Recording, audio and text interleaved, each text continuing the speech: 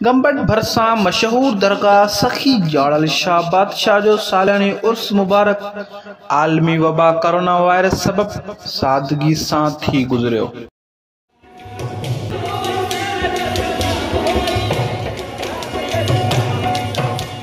दरगाह हज़रत पीर मेहर शाह जीलानी के साहिबजादे पीर हुसैन शाह जीलानी दरगाह सखी जाड़ल शाह बादशाह के फ़कीर उस्ताद मियाँ अल्लाह ॾिनो पीरजादो मियाँ अली बख्श पीरजादो गाज़ी मियाँ रज़ा मोहम्मद मियाँ अली हुसैन मियाँ फ़याज़ मोहम्मद मियाँ इमदाद पीरजादो सैयद दीदार शाह फ़कीर मोहम्मद हुजण मीर मोहम्मद हुजण समेत दरगाहनि जे अक़ीदतमंदनि चादर ऐं दुल्हन शरनाइनि सां सूफ़ी कलामनि सां मज़ार ते चादर चाढ़े ऐं उर्स मुबारक जो इफ़्तिताह कयो।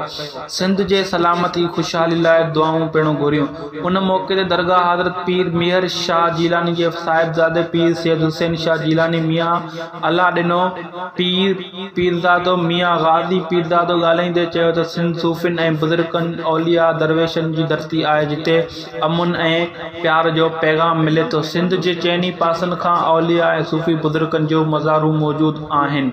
हिन धरती हमेशह प्यार ऐं मोहबत जो दर्स ॾिनो आहे। इंसानियत जी ख़िदमत ऐं भाईचारे अमुन ऐं मोहबत जी तलक़ीन कनि उहे ई अल्लाह ताला जा औलिया आहिनि जिन वटि रोहानती आहे जेके भिटकियल समाज खे सिधे रस्ते ते आणे सघनि था।